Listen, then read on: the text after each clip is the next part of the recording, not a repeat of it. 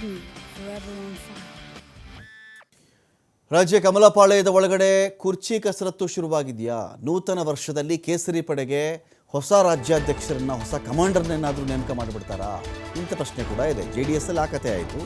BJPಯಲ್ಲಿ ಅಂತ ಬಂದಾಗ ವಿಜಯೇಂದ್ರ ಆರಾಮಾಗಿದ್ದಾರೆ, ಅವರು ರಾಜ್ಯಾಧ್ಯಕ್ಷರಾಗಿದ್ದಾರೆ. ಆದರೆ ಈ ರೆಬೆಲ್, ಈ ಒಂದು ಬಂಡಾಯ ನಾಯಕರ ಗುಂಪಿದೆಯಲ್ಲ, ಇವರೆಲ್ಲ ಸೇರಿಕೊಂಡು ಹೊಸ ರಾಜ್ಯಾಧ್ಯಕ್ಷರು ಆಗಲೇಬೇಕು ಅಂತೇನಾದರೂ ಪಟ್ಟು ಮಾಡಿಕೊಂಡು ಲಾಬಿಯನ್ನು ಮಾಡಿ ಆ ಮೂಲಕ ಅದನ್ನು ಜಾರಿ ಮಾಡಿಬಿಡ್ತಾರಾ? ಯತ್ನಾಳ್ ತಂಡ ದೊಡ್ಡ ಮಟ್ಟದ ಲಾಬಿಯನ್ನು ಮಾಡ್ತಾ ಇದೆ. ಸೀಟು ಉಳಿಸಿಕೊಳ್ಳುವ ಸಲುವಾಗಿ ದೆಹಲಿ ದಂಡಯಾತ್ರೆಯಲ್ಲಿ ವಿಜಯೇಂದ್ರ ಅವರು ಬ್ಯುಸಿಯಾಗಿದ್ದಾರಾ? ಇದೇ ಕಾರಣಕ್ಕೆ ಹೋಗ್ತಿದ್ದಾರಾ, ಬೇರೆ ಕಾರಣಕ್ಕೆ ಹೋಗ್ತಿದ್ದಾರಾ ನಮಗೆ ಗೊತ್ತಿಲ್ಲ. ಆದರೆ ದೆಹಲಿಯ ಓಡಾಟ ಜೋರಾಗಿದೆ ವಿಜಯೇಂದ್ರ ಅವ್ರ ಕಡೆಯಿಂದ.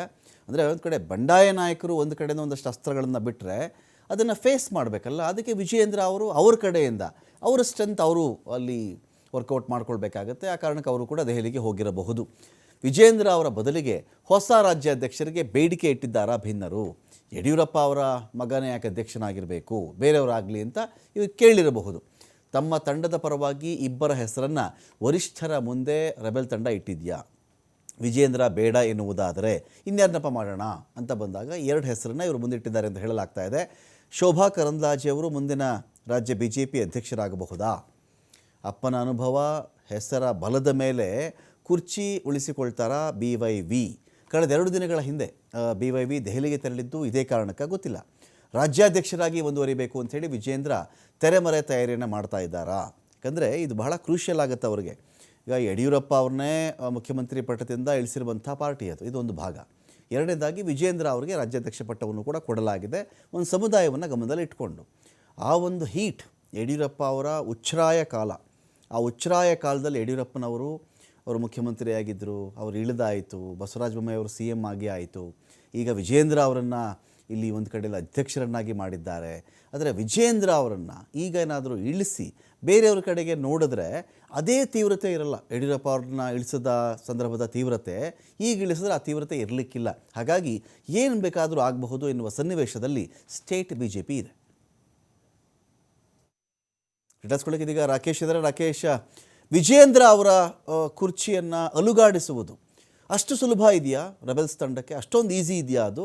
ಒಂದು 7-8 ಜನ ಸೇರಿಕೊಂಡು ಒಂದು ಕಡೆ ಮೀಟಿಂಗ್ ಮಾಡಿಬಿಟ್ರೆ, ಸದಾಶಿವನಗರದಲ್ಲಿ 1-2 ಮೀಟಿಂಗ್ ಮಾಡಿಬಿಟ್ರೆ ಅದಕ್ಕೆ ವಿಜಯೇಂದ್ರ ಅವರ ಕುರ್ಚಿ ಕಾಲುಗಳು ಅಲುಗಾಡ್ಬಿಡ್ತವ ಅಂತ?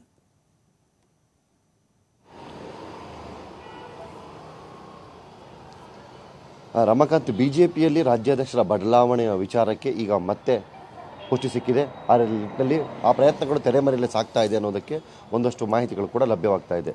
ತಾವು ಹೇಳಿದ ಹಾಗೆ ಕೇವಲ 7-8 ಮಂದಿಯ ಹೆಸರಿನಲ್ಲಿ ನಡೀತಿರುವ ಈ ಪ್ರಯತ್ನದ ಹಿಂದೆ ಬಹುಪಾಲು BJPಯ ಅಸಮಾಧಾನಿತ ನಾಯಕರೆಲ್ಲರೂ ಕೂಡ ಬೆಂಬಲವಾಗಿ ನಿಂತಿದ್ದಾರೆ ಅನ್ನುವುದು ಗಮನಿಸಬೇಕಾದಂತಹ ಪ್ರಮುಖ ಅಂಶ.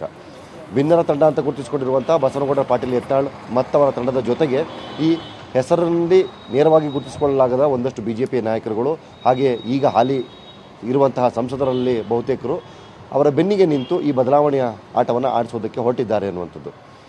ಇಲ್ಲಿಯವರೆಗೂ ಕೂಡ ವಿಜಯೇಂದ್ರ ಅವರ ಲೆಕ್ಕಾಚಾರದಲ್ಲಿ ಪಕ್ಷದ ನಿರ್ಧಾರ ನೆಲೆಗಟ್ಟಿನಲ್ಲಿ ಒಂದು ಕಾಲದಲ್ಲಿ BJP ಅಂದರೆ ಯಡಿಯೂರಪ್ಪ, ಯಡಿಯೂರಪ್ಪ ಅಂದರೆ BJP ಅನ್ನುವಂಥ ಸನ್ನಿವೇಶ ಏನಿತ್ತು, ಅದನ್ನು ಮುಂದೆಯೂ ಕೂಡ ಕ್ಯಾರಿ ಮಾಡ್ಕೊಂಡು ಹೋಗಬೇಕು ಅನ್ನುವಂಥ ನಿಟ್ಟಲ್ಲಿ ವಿಜಯೇಂದ್ರ ಅವರು ಕೂಡ ಅಪ್ಪನ ಹಾದಿಯಲ್ಲೇ ಪಕ್ಷವನ್ನು ಮುನ್ನಡೆಸುವ ಯೋಚನೆಯನ್ನು ಮಾಡಿಕೊಂಡು ಸಾಗ್ತಿದ್ದಾರೆ. ಆದರೆ ಈ ಹಾದಿ ಕ್ರಮಿಸುವಂಥ ಜಾಗದಲ್ಲಿ ಅವರು ಆಯ್ಕೆ ಮಾಡಿಕೊಂಡಿರುವಂಥ ಒಂದಷ್ಟು ವಿಚಾರಗಳು ಪಕ್ಷದಲ್ಲಿರುವಂಥ ಹಿರಿಯರು ಹಾಗೆ ಈಗ ಅವರಿಗೆ ರೆಬೆಲ್ ಆಗಿ ಕಾಣಿಸ್ಕೊಂಡಿರುವಂಥ ತಂಡದ ನಾಯಕರಿಗೆ ಅದು ಸರಿ ಕಾಣ್ತಾ ಇಲ್ಲ. ಆ ಹಿನ್ನೆಲೆಯಲ್ಲಿ ಅವರು ಬದಲಾವಣೆಯ ಬೇಡಿಕೆ ಇಟ್ಟಿದ್ದಾರೆ. ಆ ಬದಲಾವಣೆಯ ಬೇಡಿಕೆ ಹಿನ್ನೆಲೆಯಾಗಿ ಒಂದು ಕಡೆ ತಾವು ತಮ್ಮ ಕುರ್ಚಿಯನ್ನು ಉಳಿಸಿಕೊಳ್ಳುವಂತಹ ಅನಿವಾರ್ಯತೆಗೆ ವಿಜಯೇಂದ್ರ ಅವರು ಸಿಕ್ಕೊಂಡ್ರೆ, ಮತ್ತೊಂದು ಕಡೆ ವಿಜಯೇಂದ್ರ ಅವರನ್ನು ಬದಲಾಯಿಸಿ ತಮ್ಮ ಬೇಡಿಕೆ ಏನಿದೆ ಅದನ್ನು ಈಡೇರಿಸಿಕೊಳ್ಳುವ ಪ್ರಯತ್ನವನ್ನು ಮಾಡಬೇಕು ಅನ್ನೋ ನಿಟ್ಟಿನಲ್ಲಿ ರೆಬೆಲ್ ತಂಡವು ಕೂಡ ಪ್ರಯತ್ನವನ್ನು ನಡೆಸ್ತಾ ಇದೆ.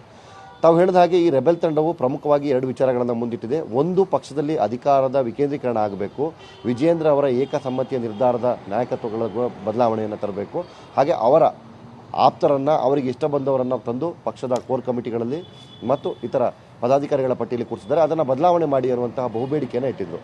ಸೊ ಇದಕ್ಕೆ ಈಗ ವರಿಷ್ಠರ ಮುಂದೆ ಅವರು ಹೊಸತೊಂದು ಸೂತ್ರವನ್ನು ನೀಡುವುದಕ್ಕೆ ಯೋಚನೆಯನ್ನು ಮಾಡಿದ್ದಾರೆ. ಈ ಸಂಬಂಧ ದೆಹಲಿಯಲ್ಲಿ ಸಂಸದರೊಬ್ಬರ ನಿವಾಸದಲ್ಲಿ ಸಭೆಯನ್ನು ಕೂಡ ಅವರು ಮಾಡಿದರು. ಆ ವೇಳೆ ಅವರು ತಮ್ಮ ಬಣದ ಯಾರಿಗಾದರೂ ಒಬ್ಬರಿಗೆ ರಾಜ್ಯಾಧ್ಯಕ್ಷ ಬಣವನ್ನು ಅಧ್ಯಕ್ಷರನ್ನು ಕೊಡುವುದಾದರೆ ಅದನ್ನು ನಿರ್ವಹಿಸುವುದಕ್ಕೆ ನಾವು ಸಿದ್ಧವಿದ್ದೇವೆ, ಅಥವಾ ನಾವು ಸೂಚಿಸುವಂತಹ ಒಬ್ಬ ತಟಸ್ಥ ವ್ಯಕ್ತಿಗೆ ಅವಕಾಶವನ್ನು ಕೊಡಿ ಅನ್ನುವಂಥ ಮಾತನ್ನು ಕೂಡ ಕೇಳ್ಕೊಂಡಿದ್ದಾರೆ. ಅದರ ಭಾಗವಾಗಿ ಶೋಭಾ ಕರಂದ್ಲಾಜೆ ಅವರಿಗೆ ಅವಕಾಶವನ್ನು ಕೊಟ್ಟರೆ ನಾವೆಲ್ಲರೂ ಒಪ್ಪಬಹುದು ಅನ್ನುವಂಥ ಒಂದು ಪ್ರಸ್ತಾಪವನ್ನು ಕೂಡ ಮುಂದಿಡುವಂಥ ಯೋಚನೆಯನ್ನು ಮಾಡಿದ್ದಾರೆ. ಸೊ ಇದು ಅವರ ಲೆಕ್ಕಾಚಾರ ಇದರಲ್ಲಿ ಏನಿದೆ ಅಂತಂದರೆ, ಒಂದು ವೇಳೆ ಆ ರೀತಿ ಪ್ರಪೋಸಲನ್ನು ವರಿಷ್ಠರು ಒಪ್ಪಿದ್ದೇ ಆದಲ್ಲಿ ರಾಜ್ಯಕ್ಕೆ ಮೊದಲ ಮಹಿಳಾ ರಾಜ್ಯಾಧ್ಯಕ್ಷರು ಸಿಕ್ಕಂತಾಗುತ್ತೆ. ಹಾಗೆ ಅವರ ಪ್ರಭಾವಿ ವಲಯದಲ್ಲಿ ಅವರು ಕೂಡ ಹೊರಗಿರೋದ್ರಿಂದಾಗಿ ಅವರನ್ನು ಪಕ್ಷದ ಲೆಕ್ಕಾಚಾರಕ್ಕೆ ಬಳಸ್ಕೊಳ್ಳೋದಕ್ಕೆ ಈಸಿ ಆಗುತ್ತೆ ಅನ್ನುವಂಥ ಲೆಕ್ಕಾಚಾರ ಇಟ್ಕೊಂಡು ಅವರು ಈ ಪ್ರಪೋಸಲ್ ನೀಡೋದಕ್ಕೆ ಕೊಟ್ಟಿದ್ದಾರೆ. ಇದಕ್ಕೆ ಕೌಂಟರ್ ಆಗಿ ವಿಜೇಂದ್ರ ಅವರು ಕೂಡ ತಮ್ಮ ಸ್ಟ್ರಾಟಜಿಯನ್ನು ಕೂಡ ಮಾಡಲಿಕ್ಕೆ 2 ದಿನಗಳ ಹಿಂದೆ ದೆಹಲಿಗೆ ತೆರಳಿದ್ರು ಅನ್ನೋದು ಮತ್ತೊಂದು ಮಾಹಿತಿ. Ramakant, thank you Rakesh.